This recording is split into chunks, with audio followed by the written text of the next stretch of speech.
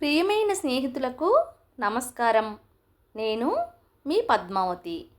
Friends, మనం యద్దనపూడి సులోచనారాణి గారు రచించిన మౌన తరంగాలు నవల నుంచి 9 భాగాలు విన్నాం కదా. ఇక 10వ భాగంలోకి వెళ్ళిపోదాం. ముందుగా ఫ్రెండ్స్, ఒక చిన్న రిక్వెస్ట్. ఫ్రెండ్స్, లైక్ చేయడం మీకు కష్టమైన పని కాదుగా, మీకు వచ్చే నష్టం లేదు. మహా అయితే నా కథలు నోటిఫికేషన్స్ వస్తాయంతే. అందుకే ఒక చిన్న లైక్ చేయండి ప్లీజ్. చేస్తారుగా? సరే, ఇక కథలోకి వెళదాం. మౌన తరంగాలు నవల రచన యద్దనపూడి సులోచనారాణి గారు. 10వ భాగం. అలా అనకండి ఆంటీ, ఈ వయసులో నేను చాలా మొండితనం చేసేదాన్ని. కానీ మా అమ్మ నోటితో భయపెట్టడమే తప్ప నన్నెన్నడూ కొట్టలేదు. నువ్వు మీ అమ్మ వేరులే తల్లి. నువ్వసలు ఏదైనా పగలగొట్టడం, కింద పడి ఏడవటం నేనెప్పుడూ చూడలేదు, వినలేదు. మా నీరజ లాంటి మొండి పిల్లలకి నేను చేసేదే రైట్. అవును విజయ్, చెప్పటం మరిచా, ఈ అమ్మాయి ఉమా ఇంజనీరింగ్ లాస్ట్ ఇయర్లో ఉంది. సబ్జెక్ట్ ఏమిటో తెలుసా? ఎలక్ట్రానిక్స్. విజయ్ ఈ వివరాలు వినగానే చకితుడయ్యాడు. ఇన్నాళ్ళు హాస్టల్లోనే ఉంది. నేను బ్రతిమలాడి ఈ మధ్యనే మా ఇంటిలో ఉండమని లాక్కు వచ్చాను. అంకుల్ మా కొత్త బిజినెస్ పెట్టినప్పటి నుంచి నెలకి 20 రోజులు సింగపూర్లోనే ఉంటున్నారు కదా. ఉమా వాళ్ళ అమ్మ అన్నపూర్ణమ్మ. మేమంతా అన్నమ్మ అంటాం. అన్నమ్మ నేను బంధువులంగా కంటే చిన్నప్పటి నుంచి ప్రాణ స్నేహితులం. ఈవిడ గారు నా దగ్గర వచ్చి ఉంటానని ఎన్ని షరతులు పెట్టిందో తెలుసా? నేనెంత చెప్పినా వినకుండా. విజయ్, ఉమలో పెద్ద విశేషం ఉంది. ఏమిటో తెలుసా? ఏదైనా ఆర్గ్యుమెంట్ వస్తే ముందు పొలైటిక్గా మనం చెప్పేది శాంతంగా బుద్ధిమంతురాల్లా వింటుంది. తర్వాత అందులో నుంచి చక్కగా తనకు కావాల్సిన పాయింట్లు లాగి తన వాదన బలం చేసుకుని మనల్ని ఒప్పిస్తుంది.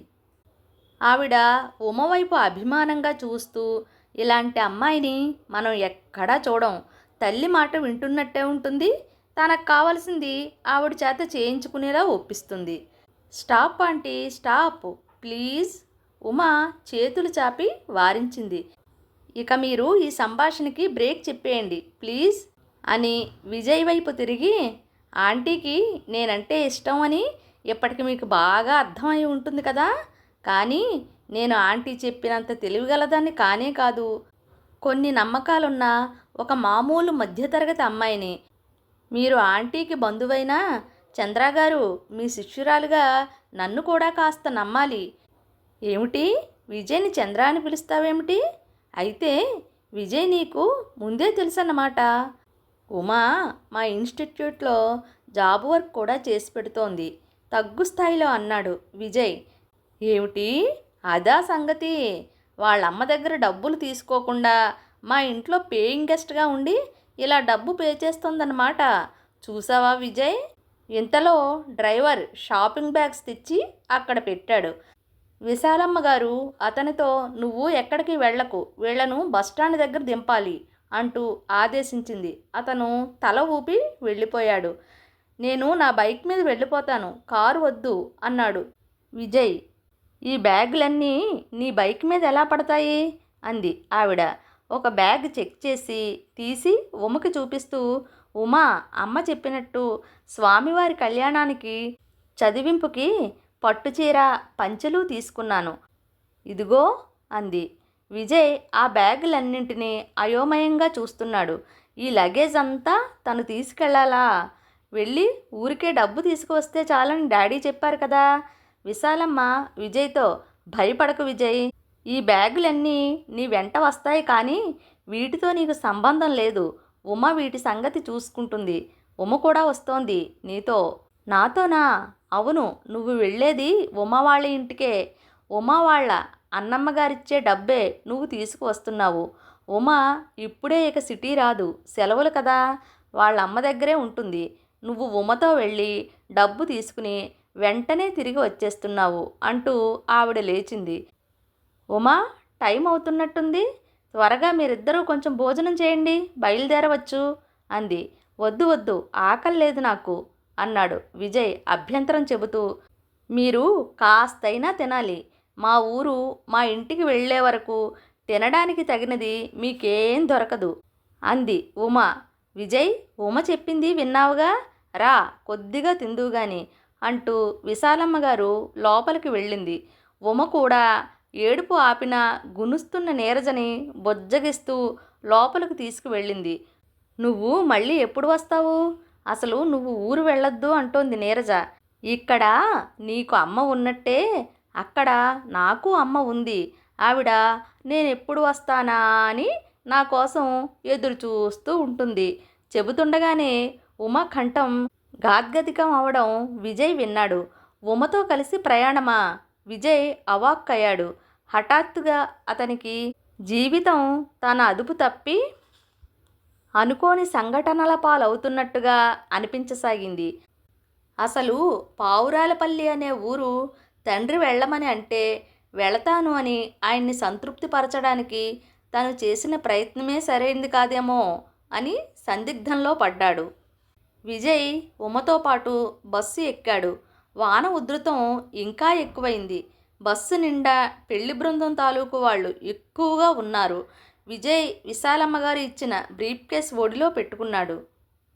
విశాలమ్మ గారు షాపింగ్ చేసి తెచ్చిన బ్యాగ్లో వస్తువులన్నీ 2 షోల్డర్ బ్యాగ్స్లో సర్ది ఇచ్చింది. ఉమా వాటిని మోస్తూ అవస్థ పడుతుంటే, ఒకటి ఇలా ఇవ్వండి అంటూ అందుకుని భుజానికి వేసుకున్నాడు. వాన ఉధృతం మధ్య నుంచి బస్సు బయలుదేరింది. ప్రయాణంలో మీకు నిద్ర వస్తుందా? ఉమ అడిగింది. ఆ, బయటికి చూస్తూ అన్నాడు. వానధారలు కిందకి ఉరుకుతుంటే వాటి మధ్య రంగురంగుల లైట్లు రంగుల పాముల్లా మెలికలు తిరుగుతున్నాయి.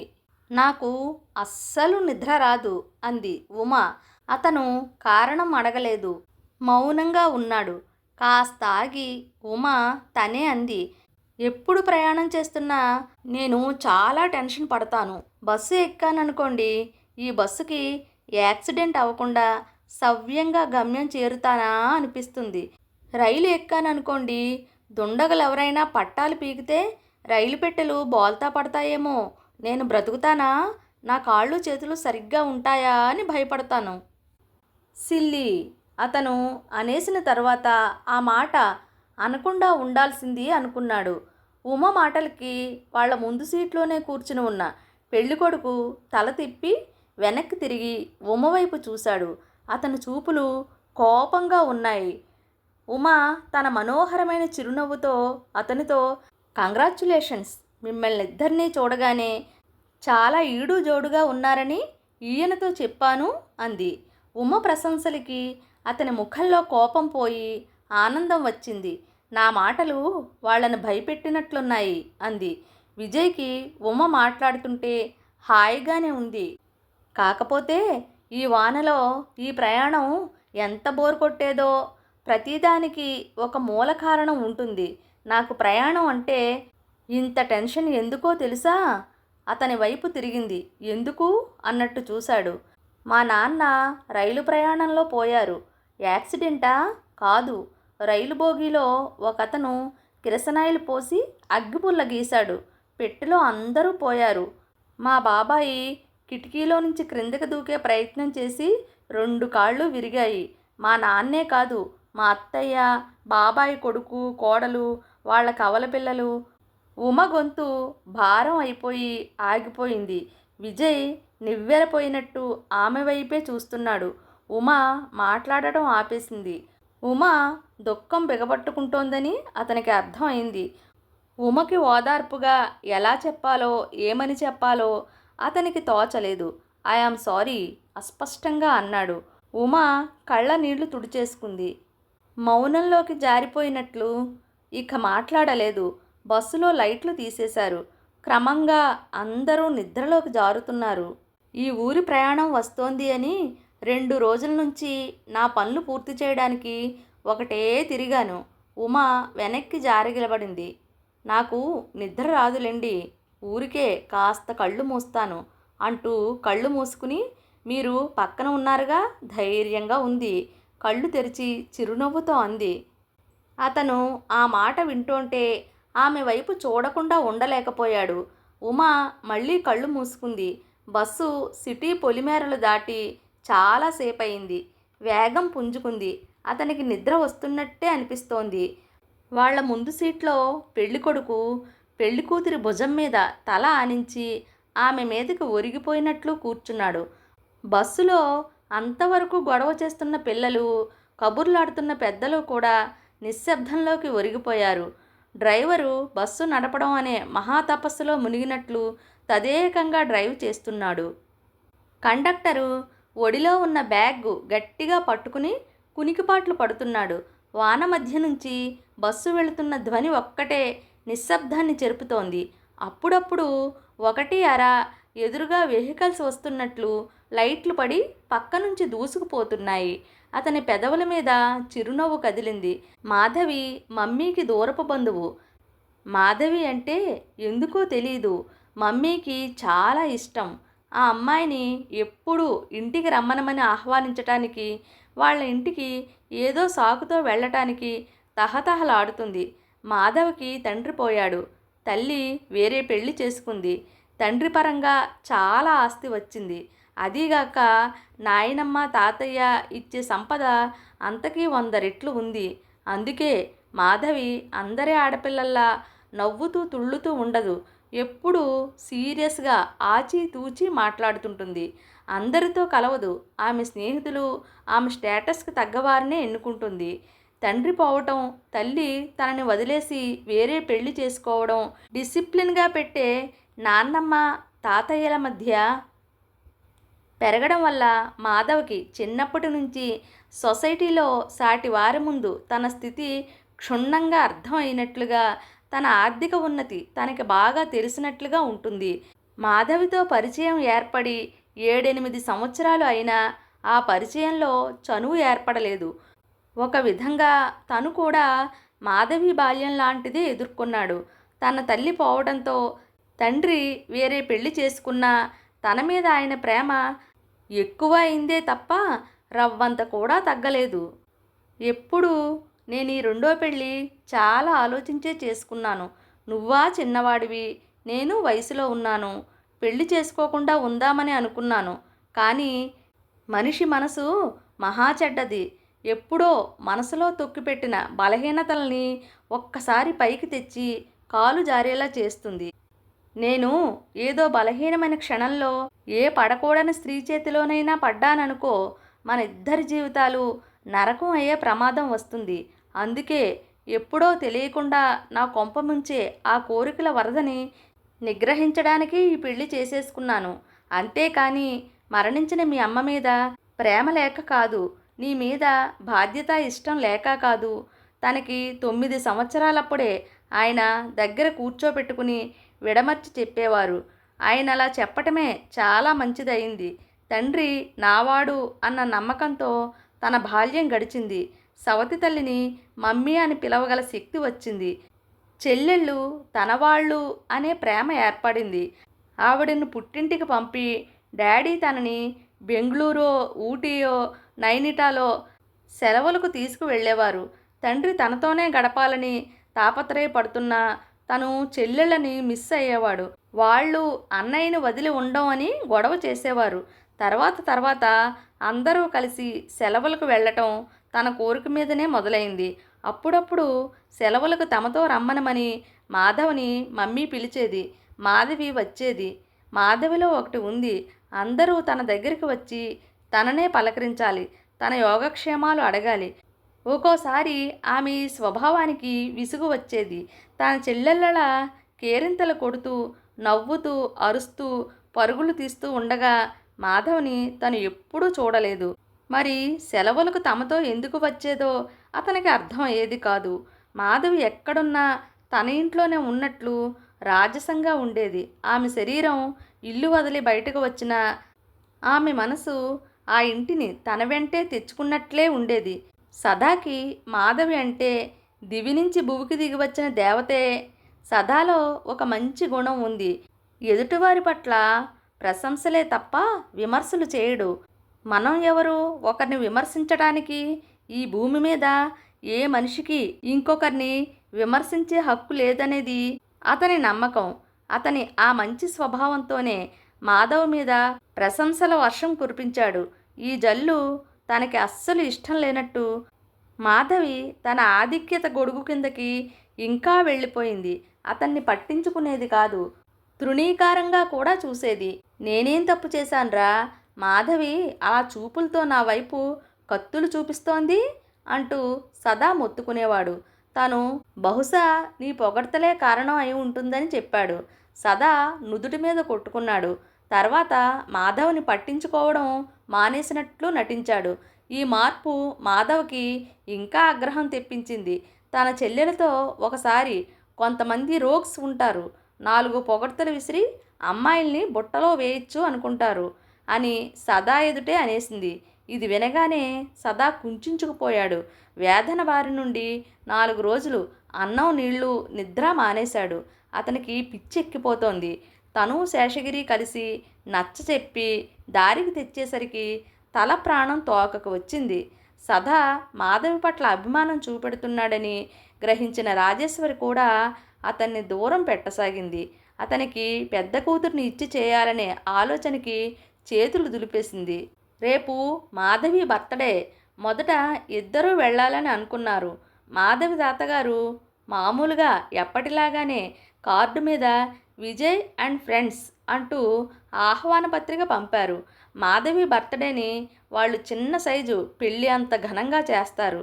మామూలుగా తను సదా శేషగిరి ముగ్గురు వెళ్ళాలని అనుకున్నారు. బర్త్డే గిఫ్ట్స్ కూడా షాపులన్నీ గాలించి మాధవికి నచ్చుతాయి అని అన్నవి కొన్నారు. తీరా తను అనుకోకుండా ఈ విధంగా రావాల్సి వచ్చింది. అతని భుజం మీద ఏదో ఆనినట్లుంది. మగత నిద్రలో ఆలోచనల వేగంలో కొట్టుకుపోతున్న విజయ్ కళ్ళు తెరిచాడు. ఉమ తల అతని భుజం మీద ఆనింది. ఆమె చెంప స్పర్శ అతని భుజానికి తాకి అతని నిద్రమత్తుని వదిలించేసింది. అతను ఉమ తల సీటు వైపు జరుపుదామని అనుకున్నాడు. ఆమెని తాకటానికి సంకోచం కలిగింది. మీరు పక్కన ఉన్నారుగా, ధైర్యంగా ఉంది. ఆమె మాటలు గుర్తుకు వచ్చాయి. తన చేయి గాని భుజం గాని కదలకుండా ఆమెకి మెలకువ రాకుండా అతను జాగ్రత్త పడ్డాడు. రైలు ప్రయాణంలో ఉమ తండ్రి మరణించిన తీరు అతనికి జలధరింపుగా ఉంది. ఉమతో పరిచయమైన ఈ కొద్ది గంటల్లో అతనికి ఒక విషయం బాగా అర్థం అయింది. ఉమ మాటల్లో ప్రవర్తనలో ఎక్కడ అసహజత్వం అనేది లేదు. ఆమె మాట్లాడే ప్రతి మాట ఆమె గుండెల్లో విరబూస్తున్న నమ్మకంగా కనిపిస్తుంది. పూలవాడితో ఆమె వాదులాట, ప్రయాణం ప్రారంభంలో ఆమె భయం స్పష్టీకరించడం, ఆమె వ్యక్తిత్వపు పారదర్శకత కనిపిస్తోంది. బస్సు వెళుతోంది. నిద్రలో పిల్లలు ఏడుస్తుంటే తల్లులు నిద్రగొంతులతోనే సముదాయిస్తున్నారు. ఎవరో పెద్దాయన నిద్రలోనే దగ్గి రామా రామా అనుకుంటున్నాడు. విజయ్కి ఉమతో కలిసి వెళుతున్న ఈ ప్రయాణం విచిత్రమైన అనుభవంగా ఉంది. ఆ పావురాలపల్లి ఎక్కడో, ఎలా ఉంటుందో తనకి తెలియదు. వాన తనని విసిగించడం లేదు. ఉమకి తన భుజం ఇస్తున్న ఆసరా కాస్త ఏమాత్రం కదిలినా తన చెంపకి తగులుతున్న ఆమె తల, వాన చప్పుడు, బస్సు వేగం, ఎప్పుడూ వెళ్ళని ఊరువైపు పయనం అతనికి అనిర్వచనీయమైన అనుభూతిని కలిగిస్తున్నాయి. ఉమ స్పర్శ, ఆ క్షణాల కదలిక అతని మనసు అట్టడుగు పొరల్లోంచి జారి ఇంకెప్పుడూ మరువలేనట్లు అందమైన గూడు నిర్మిస్తున్నాయి. ఈ అపరిచిత యువతి, ఆమె సాన్నిహిత్యం, ఆమె ముఖం మీద మెరిసే మనోహరమైన చిరునవ్వు ఎన్నో యుగాల తలుపులు తెరుస్తున్నట్లు అనుభూతి కలుగుతోంది. సగం మెలకువగా సగం నిద్రగా ఉన్న అతనికి ఇదో విచిత్రమైన స్వప్నంలా కూడా అనిపిస్తోంది. హఠాత్తుగా అతనికి ఇంకో విషయం కూడా బాగా అర్థం అయింది. తన మనసులో ఎప్పుడూ నీడలా ఉండే టెన్షన్ అంతరార్థం అవుతోంది. మనసంతా అవ్యక్తమైన ఆనందం, ఏదో హాయి, చెప్పలేని శాంతి, అవి మూడు కలగలిసినప్పుడు ఆత్మ పొందే ఆనందం. అతను వివసుడుగా కూర్చుని ఉన్నాడు. విశ్వంలో జాలువారే కాంతిపుంజాల్లా క్షణాలు దొర్లుతున్నాయి. అతని మానస సరోవరంలో ఏర్పడిన ఆ విచిత్రమైన అనుభూతిలో మునిగి తేలుతున్నాడు. ఇంతలో సడన్ బ్రేక్తో కీచుమంటూ బస్సు పెద్ద కుదుపుతో ఆగింది. కొంతమంది ఉలిక్కిపడి లేచారు.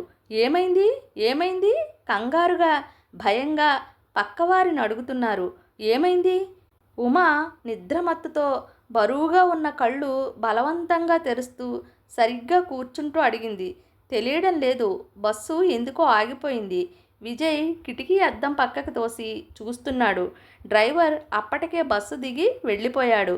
బయట జనం మాటలు హడావుడిగా వినిపిస్తున్నాయి. కండక్టర్ కూడా దిగి వెళుతుంటే ఒక పెద్దాయన గొంతు బిగబెట్టి అన్నాడు. ఇదిగో కండక్టరు, ఏమిటా గొడవ? కింద దొంగలున్నారా? బస్సు తలుపు వేసేయండి వేసేయండి. ముసలాయన గోల చేస్తున్నాడు. ఆయన పక్కాయన ఏదో అనబోయి దగ్గుతో ఉక్కిరి బిక్కిరి అయ్యాడు. ఈ అరుపులకి నిద్రలో ఉన్న పిల్లలు లేచి గొల్లుని ఏడవసాగారు. విజయ్ కిటికీ అద్దం పక్కకు తోసి బయటికి చూస్తున్నాడు. బయట అంతా చీకటి, వాన వాసన, ఏం కనిపించడం లేదు. బస్సు ముందు ఇంకో కారు ఆగి ఉంది. మనుషులు దిగి గొడవగా మాట్లాడిస్తున్నారు. ఆ కిటికీ తలుపు వేసేయవయ్యా బాబు, ఆ కడ్డీలు వంచేసి వాళ్ళు లోపలికి వచ్చేస్తారు. పెద్దయిన విజయ్ని ఊదర కొట్టేస్తున్నాడు. కాస్త కారం అయినా మూటగట్టి వెంట తెచ్చుకోలేదు కదా, ఒక ఆవిడ ఏడుస్తూ అంది. ఇంతలో కండక్టర్ బస్సులోకి తిరిగి వస్తూ, మీరు ఊరుకోండి ఊరుకోండి అంతా, ఇందాకటి నుంచి ఒకటే అరుస్తున్నారు. దొంగలు లేరు, ఎవరూ లేరు.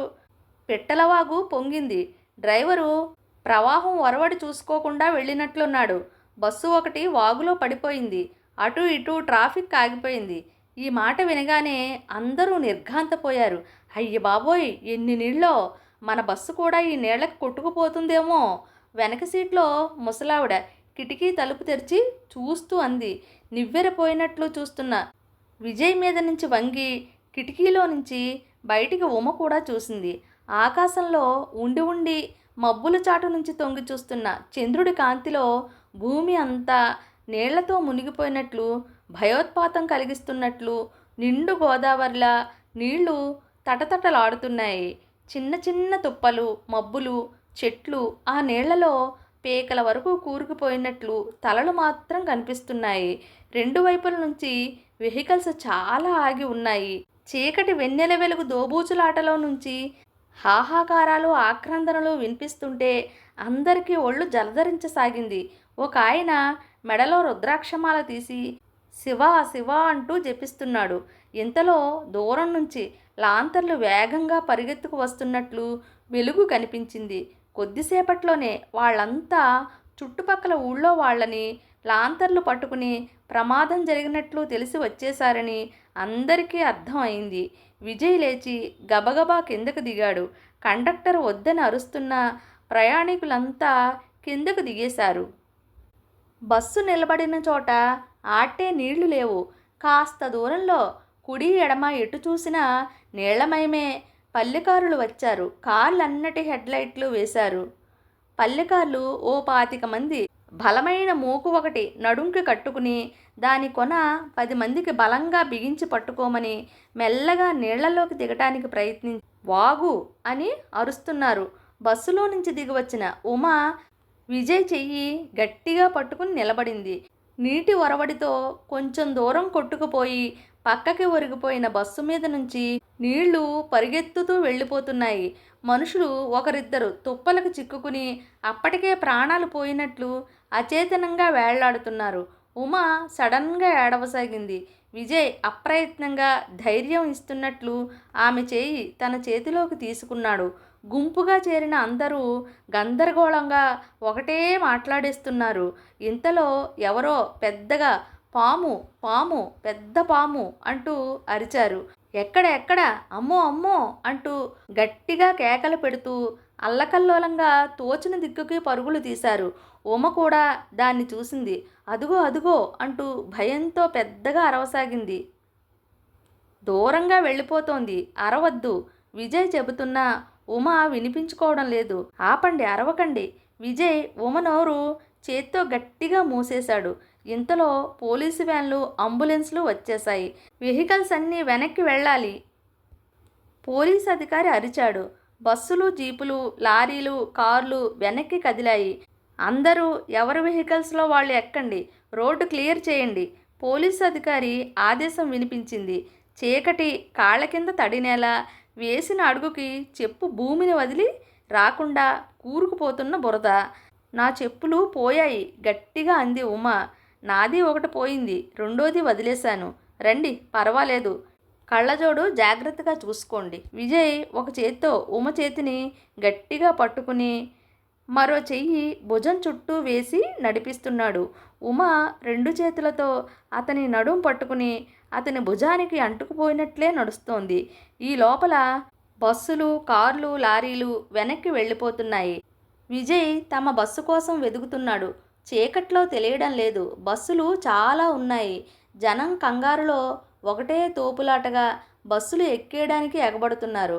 మనది ఈ బస్సే, బయలుదేరబోతోంది అంది ఉమ కంగారుగా ఎక్కేస్తూ. అప్పటికే జనం ఎక్కేస్తున్నారు. విపరీతంగా తోపులాటగా ఉంది. వారి మధ్య నుంచి ఉమని తన ముందు నడిపిస్తూ నడుం పట్టుకుని బస్సులో ఎక్కించేసి తను ఎక్కేశాడు విజయ్. ఆఖరున ఖాళీగా ఉన్న 2 సీట్లలో వెళ్ళి ఇద్దరు కూర్చున్నారు. సీట్లు అన్నీ నిండిపోయాయి. రైట్, బస్సు డోరు వేసేస్తూ కండక్టర్ అరిచాడు. మమ్మల్ని కూడా రాని. బస్సు బాదుతూ జనం ఇంకా అరుస్తున్నారు. బస్సు వారి కేకలు లక్ష్య పెట్టకుండా కదిలిపోయింది. ఉమ వెనక్కి ఆనుకుని కళ్ళు మూసుకుంది. విజయ్ మనసు కూడా అల్లకల్లోలంగా ఉంది. కొద్దిసేపటికి విజయ్కి అర్థమైంది అది తాము ఎక్కి వచ్చిన బస్సు కాదని. సంశయ నివారణ కోసం కండక్టర్ని అడిగాడు. ఇది మొగలిపొదలు వెళ్లే బస్సు అన్నాడు. మనం వేరే బస్సు ఎక్కాం అని ఉమతో అంటూనే విజయ్ సీట్లో నుంచి లేస్తూ, కండక్టర్, బస్సు ఆపుతారా? మేము వేరే బస్సు ఎక్కవలసి ఉంది, ఇందులో వచ్చాం అన్నాడు. ఉమ అతని చేయి 2 చేతులతో గట్టిగా పట్టుకుని లాగి సీట్లో కూలబడేలా చేసింది. నేను చచ్చినా ఈ బస్సులో నుంచి కాలు కింద పెట్టను. కూర్చోండి, నాకు మొగలిపొదల ఊరు తెలుసు. అక్కడి నుండి మా ఊరికి బస్సులుంటాయి అంది. కండక్టరు దగ్గరకు వచ్చాడు. ఏమిటి సార్, ఏమైంది? ఏమిటంటున్నారు? ఉమ అతనితో ఏం లేదు అనేసింది. అతను విజయ్ వైపు అతనేమైనా చెబుతాడా అన్నట్లు ప్రశ్నార్థకంగా చూశాడు. విజయ్ మాట్లాడలేదు. బస్సు వెళుతోంది. స్పీడ్ అందుకుంది. లైట్లు తీసేశారు. బయట పుచ్చ పువ్వు లాంటి వెన్నెల కిటికీ అద్దాల మీద పడుతోంది. ఉమ మృదుస్వరంతో అంది, ఇవాళ మనం లేచిన వేళ చాలా మంచిది, అదృష్టవంతులం. విజయ్ కాస్త ఆగి అన్నాడు, నేను నమ్మను. అంటే మంచిది కాదంటారా అంది ఉమ. ఏది అనను, భలేవారే. మన అదృష్టం బాగుంది కాబట్టే మళ్ళీ ఇలా హాయిగా ప్రయాణం చేస్తూ ఇంటికి వెళుతున్నాం. బయలుదేరిన వేళ మంచిది కాకపోతే మనం ఆ వాగులో పడి నీళ్ల మధ్య శవాలై ఉండేవాళ్ళం. నేను అది ఒప్పుకోను. ఒప్పుకోరా? ఎందుకని? ప్రతి వేళలో ఒకరికి మంచి, మరొకరికి చెడు ఎప్పుడూ జరుగుతూనే ఉంటుంది. కాలానికి అవేం లేవు. ఈ రంగులన్నీ మనుషులు పూసినవే. ఫ్రెండ్స్, మౌన తరంగాలు నవల నుంచి 10వ భాగం చాలా బాగుంది కదా. చాలా ఉత్కంఠభరితంగా కూడా సాగింది. నేను కూడా కథలో బాగా లీనమైపోయానండి. మరి నేను వినిపించిన కథ నచ్చితే లైక్ చేయండి, షేర్ చేయండి, సబ్స్క్రైబ్ చేసుకుని నన్ను ఎంకరేజ్ చేయండి. నేను మొదట చేసిన రిక్వెస్ట్ గుర్తుందిగా, లైక్ చేయడం మర్చిపోకండి. ఇక సెలవా మరి. రేపు 11వ భాగం వినేద్దాం.